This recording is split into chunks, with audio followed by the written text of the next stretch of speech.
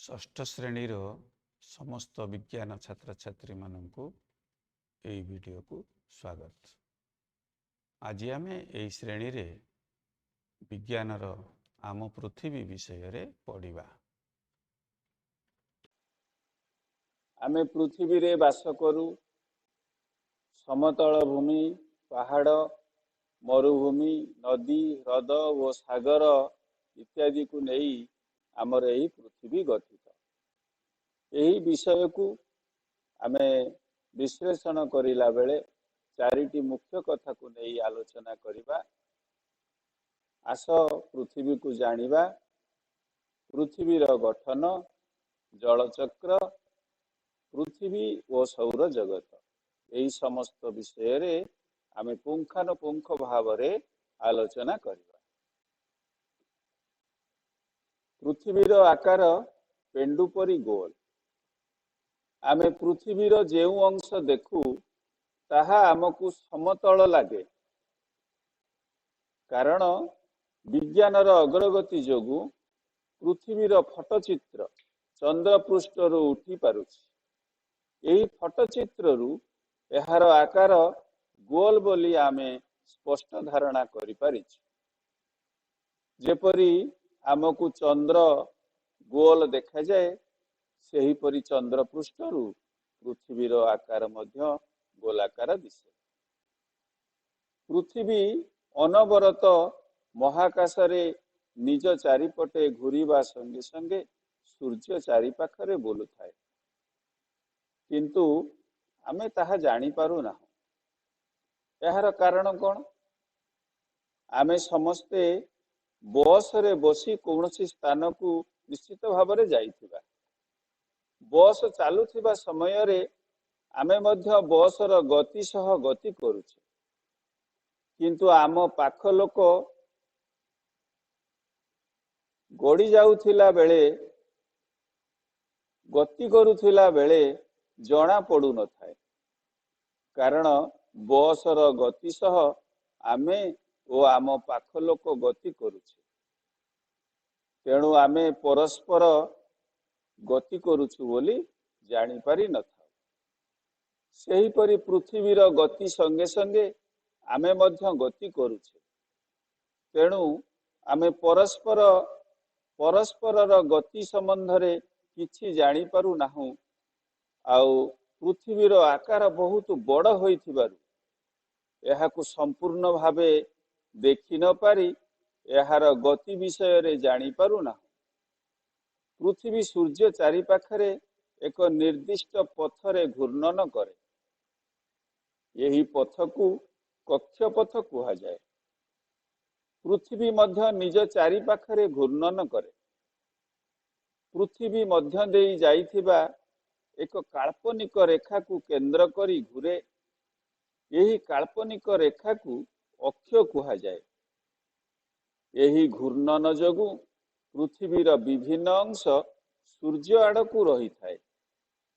दिन रातिर परिवर्तन याहारी जोगु ही होई थाए। आकाश रे विभिन्न वस्तु विषय रे यही जो अध्ययन करा जाए, यही अध्ययन को ज्योतिर्विज्ञान कुहा जाए। जो वैज्ञानिक माने यही विषय रे गवेषणा करंती सेमानंकु ज्योतिर्विज्ञानी कुहा जाए। भारत रे ज्योतिर्विज्ञानर अध्ययन बहु पुरातन कालरू होई आसुछि।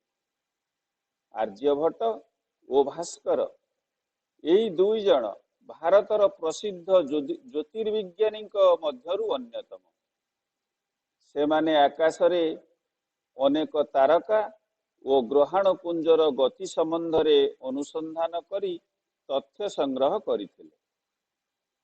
पृथ्वीर दिन राति यही गति जोगु होई थाए बोली आर्यभट्ट आविष्कार करिथिले। यह आज को प्राय 1500 वर्ष पूर्वर कथा। पृथ्वीर विभिन्न अंश रे ज्योतिर्विद माने अनेक वर्ष परे यही कथा को आविष्कार करिथिले। आमे जानो पृथ्वी पृष्ठ रे अनेक अंश जल द्वारा आच्छादित। जल मुख्यतः समुद्र रे संगृहित होई रहिछि। जल रे अनेक उद्भिद ओ प्राणी वास करନ୍ତି। पृथ्वीर समस्त उद्भिद ओ प्राणी को नहीं जीव जगत गठित। पृथ्वी रे जेते जीव अछंती प्रत्येकंकर एक साधारण क्रियाकलाप रहिछि। प्रत्येक खाद्य आवश्यक करନ୍ତି। प्रत्येकंकर वृद्धि घटे, वंश विस्तार करନ୍ତି आउ शेषरे समस्तंकर मृत्यु घटे। रात्रि रे आकाश रे अनेक तारा देखिबाकू पाइथाउ। केतेक आमठारू एते दूर रे अवस्थित जे आमे समस्तंकु देखि पारु नाहु। बेले बेले मनरे प्रश्न उठे जे आम भली जीव जगत आउ अछि ना नाही। काहेकि पृथ्वी पृष्ठ रे जीव जगत संभव, यही विषय रे आलोचना करिबा। केउ कारण जोगु पृथ्वी रे जीव जगत संभव हेछि। सेही कारण मध्यरु मुख्य कारण गुड़िक है पृथ्वी रे आवश्यकीय तापमात्रा रही। पृथ्वी रे अम्लजान युक्त वायुमंडल मध्य रही। पृथ्वी रे रक्षाकारी ओजन स्तर रही। आउ जीव जगत बंची रहिबा पई जलर उपस्थिति मध्य एही पृथ्वी रे रही। ता छड़ा खनिज लवण युक्त मृत्तिका एही पृथ्वी रे रहिथिबारु जीव जगत संभव हेई पारिछि। एबे आमे जानिबा ई पृथ्वीर गठन विषय। आम पृथ्वीर उपरि भाग सबुठारे समतल नुहे। केउठारे पहाड़ पर्वत तो केउठारे समुद्र ओ मालभूमि रहिछि। किंतु आमकु पृथ्वीर फटचित्ररु तार पृष्ठ समतल देखा जाए। जेउ भली चंद्र रे उच्च ओ नीच स्थान थिले मध्य यह आमको समतल देखा जाए। वर्तमान आमे पृथ्वीर भूपृष्ठ विषय रे आलोचना करिवा। ए जो पृथ्वीर जो गठन जहाकू एक सेव सहित तुलना करा जाइछि। पृथ्वीर आभ्यंतर को मुख्यतः तीन भाग रे विभक्त करा जाइछि। सेगुड़िक है भूपृष्ठ, भूमध्य एवं भूकेंद्र। प्रथमे आमे ए भूपृष्ठ विषय रे बुझिबा। पृथ्वीर ऊपर स्तर अन्य स्तर ठारू पतला। यही स्तरर नाम भूपृष्ठ। एहार मोटेई सबुठारे समान नुहे। स्थल भागरे यह 35 रु 60 किलोमीटर पर्यंत आउ जल भागरे यह प्राय 10 किलोमीटर। जदि सेव को पृथ्वी सह तुलना करिबा तेबे यार चोपार मोटेई को भूपृष्ठ सह तुलना करा जाई पारे। यही भूपृष्ठटी समस्त जीवंक पई गुरुत्वपूर्ण। कारण सजीवंकर वृद्धि पई एथिरे समस्त उपादान रहिछि। एबे भूमध्य कथा विचार करिबा। पृथ्वीर भूपृष्ठ और भूकेन्द्रर मध्य अंश को भूमध्य भाग कहा जाए। यह भूपृष्ठ ठारू 2900 किलोमीटर गभीरता पर्यंत रही। यह मुख्यतः लुहा, मैग्नेशियम और सिलिकॉन द्वारा गठित बोली विश्वास करा जाए। भूमध्य उपरे उच्च चाप जोगु यही पत्थर गुड़िक साधारणतः कठिन और अर्ध तरल अवस्था थांती। तापरे भूकेन्द्र, पृथ्वीर केन्द्रर थिबा अंश को भूकेन्द्र कहा जाए। यह मुख्यतः लौह और निकेल को नहीं गठित। वैज्ञानिक अनुध्यान जना जाए जे भूकेन्द्रर उपर अंश अर्ध तरल अवस्था थिला बेले ଏହାର ଭିତର ଅଂଶ କଠିନ ଅବସ୍ଥାରେ ଅଛି। ଏହାର ତାପମାତ୍ରା ପ୍ରାୟ 4000 ଡିଗ୍ରୀ ସେଣ୍ଟିଗ୍ରେଡ। ଏବେ ପୃଥିବୀର ବାୟୁମଣ୍ଡଳ ବିଷୟରେ ଆମେ ଆଲୋଚନା କରିବା। ବାୟୁ ପୃଥିବୀକୁ ଘେରି ରହିଛି। ପୃଥିବୀର ଏହି ଆବରଣକୁ ବାୟୁମଣ୍ଡଳ କୁହାଯାଏ। ବାୟୁରେ ଅମ୍ଳଜାନ, ଯବକ୍ଷାରଜାନ, ଆର୍ଗନ ଏବଂ ଅଙ୍ଗାରକାମ୍ଳ ମିଶି ରହିଛି। ପ୍ରାଣୀ ଓ ଉଦ୍ଭିଦ ଅମ୍ଳଜାନ ବିନା ବଞ୍ଚି ପାରିବେ ନାହିଁ। ଉଦ୍ଭିଦର ଶ୍ୱାସକ୍ରିୟା ସାଙ୍ଗକୁ ଆଲୋକ ସଂଶ୍ଳେଷଣ ପ୍ରକ୍ରିୟା ପାଇଁ ବାୟୁ ଦରକାର ହୁଏ। ମାତ୍ର ଶ୍ୱାସକ୍ରିୟାରେ ଅମ୍ଳଜାନ ବ୍ୟବହୃତ ହେଉଥିଲା ବେଳେ ଆଲୋକ ସଂଶ୍ଳେଷଣ ପ୍ରକ୍ରିୟାରେ ଅଙ୍ଗାରକାମ୍ଳ ବ୍ୟବହୃତ ହୁଏ। ଆଲୋକ ସଂଶ୍ଳେଷଣ ଏକ ରାସାୟନିକ ପ୍ରକ୍ରିୟା। ଏହା ଚାଲିବା ଫଳରେ ଉଦ୍ଭିଦର ଖାଦ୍ୟ ପ୍ରସ୍ତୁତ ହୋଇପାରେ। ଏହି ଖାଦ୍ୟକୁ ପ୍ରାଣୀମାନେ ଉଦ୍ଭିଦ ଠାରୁ ଗ୍ରହଣ କରିଥାନ୍ତି ଏବଂ ପ୍ରାଣୀ ଶରୀରରେ ଅମ୍ଳଜାନ ଏହି ଖାଦ୍ୟକୁ ଭାଙ୍ଗି ଶକ୍ତି ଯୋଗାଇଥାଏ। ପୃଥିବୀର ଆକାର ଅନୁପାତରେ ବାୟୁମଣ୍ଡଳର ସ୍ତର ଅତି ପତଳା। ପୃଥିବୀ ପୃଷ୍ଠରୁ 1600 କିଲୋମିଟର ଉଚ୍ଚତା ପର୍ଯ୍ୟନ୍ତ ବାୟୁମଣ୍ଡଳ ବ୍ୟାପୀ ରହିଛି। କିନ୍ତୁ 99% ବାୟୁ ଆମେ ପୃଥିବୀ ପୃଷ୍ଠର 30 କିଲୋମିଟର ମଧ୍ୟରେ ପାଇଥାଉ। ବାୟୁରେ ମୁଖ୍ୟତଃ ଅମ୍ଳଜାନ ଓ ଯବକ୍ଷାରଜାନ ଥାଏ। ଯଦିଓ ବାୟୁମଣ୍ଡଳରେ 99% ବାୟୁ ଏହି ଦୁଇଟିକୁ ନେଇ ଗଠିତ, ବାକି 1% ଆର୍ଗନ ଭଳି କେତେକ ବିରଳ ଗ୍ୟାସ, ଅଙ୍ଗାରକାମ୍ଳ ଓ ଜଳକଣା ଇତ୍ୟାଦି ଥାଏ।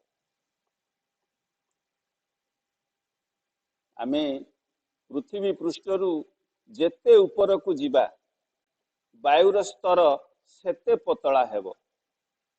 ତେଣୁ ପାହାଡ଼ ଚଢ଼ାଳୀମାନେ ନିଜ ଶ୍ୱାସକ୍ରିୟା ପାଇଁ ଅମ୍ଳଜାନ ସିଲିଣ୍ଡର ସାଙ୍ଗରେ ନେଇଥାନ୍ତି। ଅମ୍ଳଜାନ ଜଳିବାରେ ସାହାଯ୍ୟ କରେ, କିନ୍ତୁ ଯବକ୍ଷାରଜାନ ନିଜେ ଜଳେ ନାହିଁ କି ଜଳିବାରେ ସାହାଯ୍ୟ କରେ ନାହିଁ।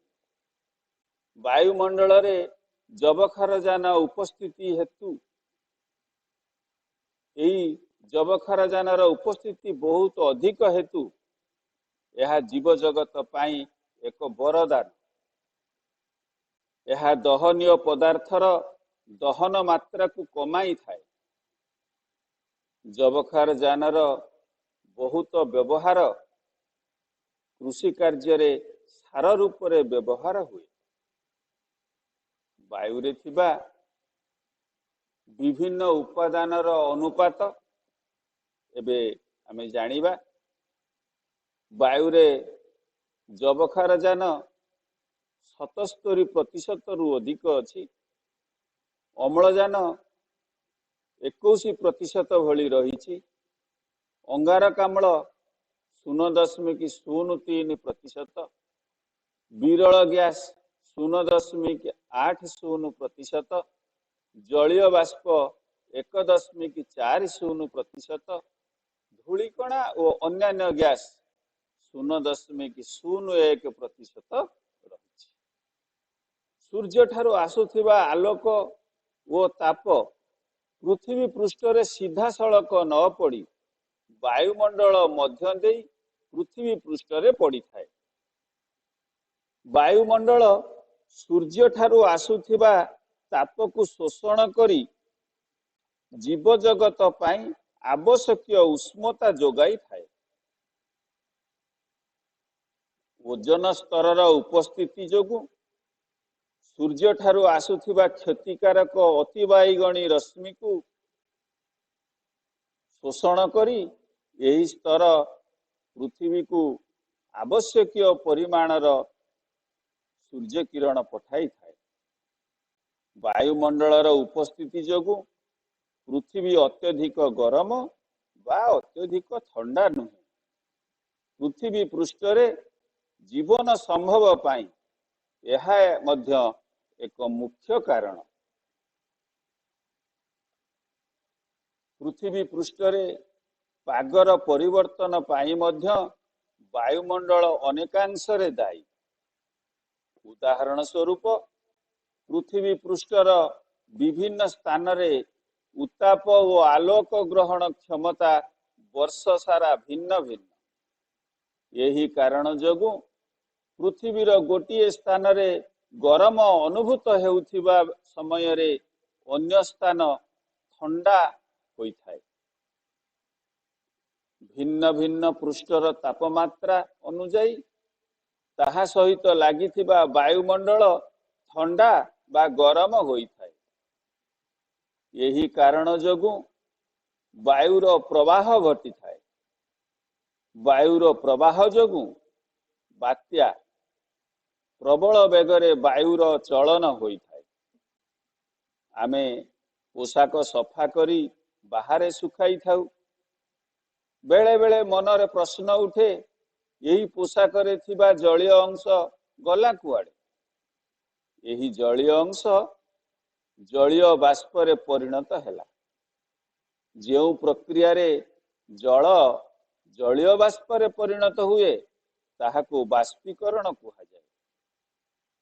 ଜଳରେ ବାଷ୍ପୀକରଣ ପ୍ରକ୍ରିୟା ସବୁ ସମୟରେ ସମୁଦ୍ର, ହ୍ରଦ ଓ ପୋଖରୀରୁ ଚାଲୁଥାଏ। ଜଳୀୟ ବାଷ୍ପ ବାୟୁମଣ୍ଡଳରେ ସବୁ ସମୟରେ ଅଛି। ଏହି ଜଳୀୟ ବାଷ୍ପ ଥଣ୍ଡା ଗ୍ଲାସର ସଂସ୍ପର୍ଶରେ ଆସି ଥଣ୍ଡା ହୋଇଥାଏ। ଯଦି ଗୋଟିଏ ଗ୍ଲାସରେ ଆମେ ବରଫ ରଖନ୍ତି, କିଛି ସମୟ ପରେ ଦେଖାଯିବ ଗ୍ଲାସ ଚାରିପଟେ ବିନ୍ଦୁ ବିନ୍ଦୁ ଜଳ ଲାଗିକି ରହେ। ଏହି ଜଳ ଜଳୀୟ ବାଷ୍ପ ଆକାରରେ ବାୟୁମଣ୍ଡଳରେ ଆଗରୁ ଥାଏ। ଥଣ୍ଡା କାଚ ଗ୍ଲାସ ସଂସ୍ପର୍ଶରେ ଆସିଲେ ତାହା ଜଳ ବିନ୍ଦୁରେ ପରିଣତ ହୁଏ। ଏବେ ଆମେ ମହାସାଗର ବିଷୟରେ ଆଲୋଚନା କରିବାକୁ ଯିବା। ସାଗର ଓ ମହାସାଗରରେ ଜଳଭାଗ ପୃଥିବୀ ପୃଷ୍ଠର କ୍ଷେତ୍ରଫଳର 2/3। ପୃଥିବୀ ପୃଷ୍ଠରେ ଥିବା ସମୁଦାୟ ଜଳରେ ଶତକଡ଼ା ପ୍ରାୟ 97% ଜଳ ସାଗର ଓ ମହାସାଗରରେ ରହିଛି। ପୃଥିବୀର ଜୀବଜଗତ ପାଇଁ ସମୁଦ୍ରର ଯଥେଷ୍ଟ ଗୁରୁତ୍ୱ ରହିଛି। ବାୟୁମଣ୍ଡଳର ଅଧିକାଂଶ ଜଳୀୟ ବାଷ୍ପ ସମୁଦ୍ରରୁ ହିଁ ଆସିଥାଏ। ଜଳୀୟ ବାଷ୍ପ ପୃଥିବୀରେ ଜୀବମାନଙ୍କ ପାଇଁ ଅତି ଗୁରୁତ୍ୱପୂର୍ଣ୍ଣ। ମହାସାଗରର ବାୟୁମଣ୍ଡଳର ତାପମାତ୍ରାକୁ ଏହି ଜଳୀୟ ବାଷ୍ପ ନିୟନ୍ତ୍ରଣ କରିଥାଏ। କେତେକ ଗୁରୁତ୍ୱପୂର୍ଣ୍ଣ ଧାତବ ଲବଣ ଆମେ ମହାସାଗରରୁ ପାଇଥାଉ। ସେମାନଙ୍କ ମଧ୍ୟରୁ ଲୁଣ ଏବଂ ଆୟୋଡିନ ଗୁରୁତ୍ୱପୂର୍ଣ୍ଣ। କେତେକ ଉଦ୍ଭିଦ ଓ ପ୍ରାଣୀମାନଙ୍କ ପାଇଁ ମହାସାଗର ଏକ ଅତ୍ୟାବଶ୍ୟକୀୟ ପରିବେଶ ଯୋଗାଇ ଦେଇଥାଏ। ସ୍ଥଳଭାଗ ଠାରୁ ପ୍ରାଣୀ ଓ ଉଦ୍ଭିଦ ମାନେ ଜଳଭାଗରେ ଅଧିକ ସଂଖ୍ୟାରେ ବାସ କରନ୍ତି। ମହାସାଗରରେ ଏଭଳି କ୍ଷୁଦ୍ର ପ୍ରାଣୀ ଓ ଉଦ୍ଭିଦ ମାନେ ଅଛନ୍ତି ଯାହା ଖାଲି ଆଖିରେ ଦେଖାଯାଆନ୍ତି ନାହିଁ। ମାଛ ଓ ଅନ୍ୟାନ୍ୟ ସାମୁଦ୍ରିକ ଜୀବ ଆଦି ବିଭିନ୍ନ ଖାଦ୍ୟର ଭଣ୍ଡାର ରୂପେ ଆମର ଅନେକ ଉପକାରରେ ଆସନ୍ତି। ତାପରେ ଆମେ ଜଳ ବିଷୟରେ ଆଲୋଚନା କରିବା। ପ୍ରାଣୀ ଓ ଉଦ୍ଭିଦ ମାନେ ବଞ୍ଚି ରହିବା ପାଇଁ ଜଳ ଅପରିହାର୍ଯ୍ୟ। ଜଳ ଜୀବ ଦେହର ଏକ ମୁଖ୍ୟ ଉପାଦାନ।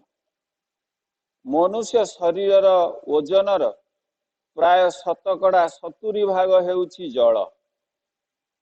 ବହୁ ଜାତିର ପ୍ରାଣୀ ଓ ଉଦ୍ଭିଦ ଜଳରେ ବାସ କରନ୍ତି। ଜଳର ଅନେକ ବିଶେଷ ଗୁଣ ଯୋଗୁଁ ଏହା ଅଧିକ ଗୁରୁତ୍ୱପୂର୍ଣ୍ଣ। ଜଳରେ ଅନେକ ପ୍ରକାର ପଦାର୍ଥ ଦ୍ରବୀଭୂତ ହୋଇପାରନ୍ତି। ମୃତ୍ତିକାରେ ଥିବା ଅନେକ ଲବଣ ଜଳରେ ଦ୍ରବଣୀୟ। ବୃକ୍ଷର ଚେର ଏହି ଲବଣଯୁକ୍ତ ଜଳକୁ ଶୋଷଣ କରି ନିଜର ଖାଦ୍ୟ ପାଇଁ ଉପଯୋଗ କରିଥାଏ। ଯଦି ବୃକ୍ଷ ଜଳ ନ ପାଏ ତେବେ ତାର ମୃତ୍ୟୁ ଘଟିଥାଏ। ବାୟୁର ଅମ୍ଳଜାନ ମଧ୍ୟ ଜଳରେ କିଛି ପରିମାଣରେ ଦ୍ରବୀଭୂତ ହୁଏ, ଯାହାକୁ ଜଳଜ ଉଦ୍ଭିଦ ଓ ପ୍ରାଣୀମାନେ ବ୍ୟବହାର କରନ୍ତି। ଯେକୌଣସି କଠିନ ଓ ତରଳ ଅପେକ୍ଷା ଜଳ ଧୀରେ ଗରମ ଓ ଶୀତଳ ହୁଏ। ଏହି ଗୁଣ ଜଳକୁ ଖରା ଦିନେ ଅଧିକ ଗରମ ହେବାକୁ ଦିଏ ନାହିଁ ଓ ଶୀତ ଦିନେ ମଧ୍ୟ ଅଧିକ ଥଣ୍ଡା ହେବାକୁ ଦିଏ ନାହିଁ। ତେଣୁ ଜଳଜ ଉଦ୍ଭିଦ ଓ ପ୍ରାଣୀମାନେ ବାହାର ପରିବେଶ ଅଧିକ ଥଣ୍ଡା ଓ ଗରମ ହେଲେ ମଧ୍ୟ ଜଳ ମଧ୍ୟରେ ତିଷ୍ଠି ରହିପାରନ୍ତି। ସମୁଦ୍ର ଉପକୂଳବର୍ତ୍ତୀ ଅଞ୍ଚଳରେ ବାୟୁ ଚଳାଚଳ ପାଇଁ ସମୁଦ୍ର ଜଳର ଉଷ୍ମତା ଓ ଶୀତଳତା ଦାୟୀ ହୋଇଥାଏ। ଦିନ ବେଳେ ସମୁଦ୍ର ଉପକୂଳବର୍ତ୍ତୀ ସ୍ଥଳଭାଗ ଜଳଭାଗ ଠାରୁ ଶୀଘ୍ର ଉତ୍ତପ୍ତ ହୋଇଥାଏ। ଏହି କାରଣ ଯୋଗୁଁ ସମୁଦ୍ରରୁ ସ୍ଥଳଭାଗକୁ ବାୟୁ ପ୍ରବାହ ହୋଇଥାଏ ଏବଂ ରାତିରେ ସ୍ଥଳଭାଗ ଶୀଘ୍ର ଥଣ୍ଡା ହୋଇଥାଏ। ଏଣୁ ରାତିରେ ସ୍ଥଳଭାଗରୁ ସମୁଦ୍ରକୁ ବାୟୁ ପ୍ରବାହ ହୋଇଥାଏ। ଏହି କାରଣ ଯୋଗୁଁ ସମୁଦ୍ର ଉପକୂଳ ଅଞ୍ଚଳର ପାଣିପାଗରେ ବିଶେଷ ପରିବର୍ତ୍ତନ ହୁଏ ନାହିଁ। ଏବେ ଆମେ ମୃତ୍ତିକା ବିଷୟରେ ପଢିବା। ମୃତ୍ତିକା ଆମ ପାଇଁ ଅତି ଗୁରୁତ୍ୱପୂର୍ଣ୍ଣ। ମୃତ୍ତିକା ଏକ ଆସ୍ତରଣ ଭଳି ପୃଥିବୀକୁ ଘୋଡ଼ାଇ ରଖିଛି। ଏହି ଆସ୍ତରଣଟି ଅତି ପତଳା। ମୃତ୍ତିକା ମୁଖ୍ୟତଃ ଅନେକ ପ୍ରକାରର ଖଣିଜ ଲବଣ, ଜୈବିକ ପଦାର୍ଥ, ବାୟୁ ଓ ଜଳକୁ ନେଇ ଗଠିତ। ଉଦ୍ଭିଦ ନିଜର ଖାଦ୍ୟ ପ୍ରସ୍ତୁତି ପାଇଁ ମୃତ୍ତିକାରୁ ତାର ଆବଶ୍ୟକୀୟ ଜଳ ଓ ଖଣିଜ ଲବଣ ସଂଗ୍ରହ କରିଥାଏ। ମୃତ୍ତିକା ବିନା ଅନେକ ଉଦ୍ଭିଦ ବଞ୍ଚି ପାରନ୍ତି ନାହିଁ। ଆମେ ଜାଣୁ ପ୍ରାଣୀମାନଙ୍କର ଜୀବନ ଉଦ୍ଭିଦ ବିନା ସମ୍ଭବ ନୁହେଁ। ଏଣୁ ମୃତ୍ତିକା ଅନ୍ୟ ଏକ କାରଣ ଯାହା ପାଇଁ ପୃଥିବୀରେ ଜୀବନ ସମ୍ଭବ ହୋଇପାରିଛି। ମୃତ୍ତିକା ଅନେକ ପ୍ରକାରର ଅଣୁଜୀବ, କୀଟପତଙ୍ଗ, ସରୀସୃପ ଓ ପ୍ରାଣୀମାନଙ୍କର ବାସସ୍ଥଳୀ। ଏମାନଙ୍କ ମଧ୍ୟରୁ ଅନେକ ମୃତ୍ତିକାରେ ଥିବା ଖଣିଜ ଲବଣକୁ ନିଜ ଖାଦ୍ୟ ରୂପେ ବ୍ୟବହାର କରନ୍ତି। ମୃତ୍ତିକାର ବିଭିନ୍ନ ଅଞ୍ଚଳରେ ପ୍ରକାରଭେଦ ପରିଲକ୍ଷିତ ହୁଏ। ଏହି ବିଭିନ୍ନତା ମୃତ୍ତିକାର କଣିକା, ଏହା ମଧ୍ୟରେ ଥିବା ଖଣିଜ ପଦାର୍ଥ ଓ ଜଳ ଧାରଣ କରିବା କ୍ଷମତା ଉପରେ ନିର୍ଭର କରେ। ବିଭିନ୍ନ ପ୍ରକାରର ଉଦ୍ଭିଦ ଓ ପ୍ରାଣୀ ମୃତ୍ତିକାର ବିଭିନ୍ନତା ଯୋଗୁଁ ହିଁ ଦେଖାଦିଅନ୍ତି। ଜୀବନ ପାଇଁ ବାୟୁ, ଜଳ ଓ ସୂର୍ଯ୍ୟ କିରଣ ନିତାନ୍ତ ଆବଶ୍ୟକ। ଏହି ସମସ୍ତ ଆବଶ୍ୟକୀୟ ଉପାଦାନ ପୃଥିବୀରେ ମିଳିଥାଏ। ଜୀବନ ପାଇଁ ପୃଥିବୀ ଭଳି ପରିବେଶ ଅନ୍ୟ କୌଣସି ମହାଜାଗତିକ ବସ୍ତୁରେ ଅଛି କି? ଏହି ପ୍ରଶ୍ନ ଏବେ ବି ଅସମାହିତ ଭାବେ ରହିଛି। ବୈଜ୍ଞାନିକମାନେ ଏହାର ଉତ୍ତର ପାଇବା ପାଇଁ ଅନେକ ଚେଷ୍ଟା କରି ଆସୁଛନ୍ତି। ଏବେ ଆମେ ପୃଥିବୀ ଆଉ ସୌରଜଗତ ବିଷୟରେ ଜାଣିବା। ଆମେ ଜାଣୁ ପୃଥିବୀ ସୂର୍ଯ୍ୟ ଚାରିପଟେ ପରିକ୍ରମଣ କରେ। ସୂର୍ଯ୍ୟ ଚାରିପାଖରେ ପୃଥିବୀ ଭଳି 8ଟି ଗ୍ରହ ଭିନ୍ନ ଭିନ୍ନ ଦୂରତାରେ ରହି ଏହାକୁ ଅନବରତ ପରିକ୍ରମଣ କରୁଛନ୍ତି। ସୌର ଜଗତର ଏହି ଗ୍ରହ ମାନେ ଆଉ ସୂର୍ଯ୍ୟ ଗୋଟିଏ ଗୋଟିଏ ଅଂଶ। ସୂର୍ଯ୍ୟ ଚାରିପାଖରେ ଗ୍ରହ ଗୁଡ଼ିକ ଏକ ନିର୍ଦ୍ଦିଷ୍ଟ ପଥରେ ପରିକ୍ରମଣ କରନ୍ତି। ନିକୋଲାସ କୋପରନିକ୍ସ ପୋଲାଣ୍ଡର ଜଣେ ଜ୍ୟୋତିର୍ବିଜ୍ଞାନୀ, ଯିଏ ସୂର୍ଯ୍ୟ ଚାରିପାଖରେ ଗ୍ରହ ଗୁଡ଼ିକ ପରିକ୍ରମଣ କରିବା କଥାର ଧାରଣା ପ୍ରଥମେ ଦେଇଥିଲେ। ଏହି ସୌର ଜଗତର ଦୂରତା ଅନୁସାରେ ଗ୍ରହ ଗୁଡ଼ିକ ହେଲେ ବୁଧ, ଶୁକ୍ର, ପୃଥିବୀ, ମଙ୍ଗଳ, ବୃହସ୍ପତି, ଶନି, ୟୁରେନ୍ସ, ନେପଚ୍ୟୁନ୍। ବୁଧ ଗ୍ରହ। ବୁଧ ସୂର୍ଯ୍ୟର ନିକଟତମ ଗ୍ରହ। ଏହାର ବାୟୁମଣ୍ଡଳ ଆଦି ପତଳା। ଏଥିଯୋଗୁଁ ସୂର୍ଯ୍ୟ କିରଣ ଓ ତାପ ବୁଧର ପୃଷ୍ଠରେ ସିଧାସଳଖ ଭାବେ ପଡ଼ିଥାଏ। ଏହାର ଗୋଟିଏ ପାଖ ପ୍ରାୟ ବର୍ଷ ସାରା ସୂର୍ଯ୍ୟ ଆଡ଼କୁ ରହେ। ଏଣୁ ଏହି ପାର୍ଶ୍ୱ ଉତ୍ତପ୍ତ ଥିବା ବେଳେ ଅନ୍ୟ ପାର୍ଶ୍ୱଟି ସର୍ବଦା ଅନ୍ଧକାର ଓ ଶୀତଳ ରହେ। ଶୁକ୍ର ଗ୍ରହ। ବୁଧ ପରେ ସୂର୍ଯ୍ୟର ନିକଟତମ ଗ୍ରହ ଶୁକ୍ର ଗ୍ରହ। ଏହାର ଆକାର ପୃଥିବୀର ଆକାର ସହ ସମାନ। ଏହାର ବାୟୁମଣ୍ଡଳ ମୁଖ୍ୟତଃ ଅଙ୍ଗାରକାମ୍ଳ ଗ୍ୟାସରେ ଗଠିତ। ଏହି ବାୟୁମଣ୍ଡଳରେ ଅଳ୍ପ ପରିମାଣରେ ଜଳୀୟ ବାଷ୍ପ ଓ ଅମ୍ଳଜାନ ଥାଏ। ଶୁକ୍ରର ବାୟୁମଣ୍ଡଳ ସୂର୍ଯ୍ୟ ରଶ୍ମିକୁ ଅନେକାଂଶରେ ପ୍ରତିଫଳିତ କରିଥାଏ। ତେଣୁ ଶୁକ୍ର ଆମକୁ ଉଜ୍ଜଳ ଦେଖାଯାଏ। ଏହାର ଉପରି ଭାଗ ପୃଥିବୀ ଅପେକ୍ଷା ଅଧିକ, କିନ୍ତୁ ବୁଧ ଠାରୁ କମ୍ ଗରମ। ଏଠାରେ ଜୀବନର କୌଣସି ପ୍ରମାଣ ମିଳିନାହିଁ। ତାପରେ ଆମେ ପୃଥିବୀ କଥା ଜାଣିବା। ସୂର୍ଯ୍ୟ ଠାରୁ କ୍ରମାନ୍ୱୟରେ ପୃଥିବୀର ସ୍ଥାନ ହେଉଛି ତୃତୀୟ। ପୃଥିବୀ ସୂର୍ଯ୍ୟ ଠାରୁ ପାଉଥିବା ଆଲୋକ ଓ ତାପ ବୁଧ ଓ ଶୁକ୍ର ଠାରୁ ପାଉଥିବା ଆଲୋକ ଆଉ ତାପ ଅପେକ୍ଷା କମ୍। ସୂର୍ଯ୍ୟ ଠାରୁ ଆସୁଥିବା ଆଲୋକ ଓ ତାପ ପୃଥିବୀର ବାୟୁମଣ୍ଡଳ ଦ୍ୱାରା ଅନେକାଂଶରେ ଅବଶୋଷିତ ହେଲା ପରେ ପୃଥିବୀ ଉପରେ ପଡ଼ିଥାଏ। ଏହି କାରଣରୁ ପୃଥିବୀର ପୃଷ୍ଠ ଅଧିକ ଥଣ୍ଡା ବା ଗରମ ନୁହେଁ। ସୂର୍ଯ୍ୟ ଠାରୁ ପୃଥିବୀର ଆକାର ଓ ଦୂରତା ଏଠାରେ ଜୀବନ ସମ୍ଭାବନାର ଦୁଇଟି ମୁଖ୍ୟ କାରଣ। ଆମେ ଜାଣିଛୁ ପୃଥିବୀର ବାୟୁମଣ୍ଡଳ ଅନେକ ଗୁଡ଼ିଏ ଗ୍ୟାସକୁ ନେଇ ଗଠିତ। ଅନ୍ୟ କୌଣସି ଗ୍ରହରେ ବାୟୁମଣ୍ଡଳ ପୃଥିବୀର ବାୟୁମଣ୍ଡଳ ସହ ସମାନ ନୁହେଁ। ତେଣୁ ଆମ ଗ୍ରହରେ ଜୀବନ ସମ୍ଭବ ପାଇଁ ସମସ୍ତ ଉପାଦାନ ରହିଛି। ତାପରେ ଆମେ ମଙ୍ଗଳ ଗ୍ରହ କଥା ଜାଣିବା। ଏହା ଆମର ଅତି ଜଣାଶୁଣା ନାମ। ଏହାର ଅବସ୍ଥିତି ଠିକ୍ ପୃଥିବୀ ପରେ। ଏହାର ଆକାର ପୃଥିବୀର ଅଧା। ଏହାର ବାୟୁମଣ୍ଡଳରେ ମୁଖ୍ୟତଃ ଯବକ୍ଷାରଜାନ ଏବଂ କିଛି ପରିମାଣରେ ଅମ୍ଳଜାନ ରହିଛି।